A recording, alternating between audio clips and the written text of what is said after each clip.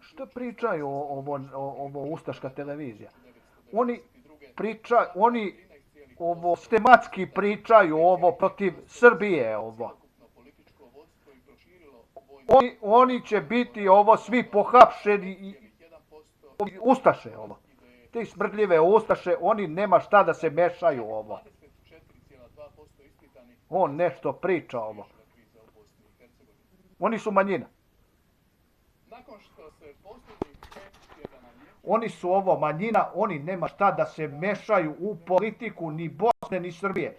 Niti onaj Dragan Đilas, on će biti uhapšen ovo. Napali su ovo Srbe dole u Pomoravlje.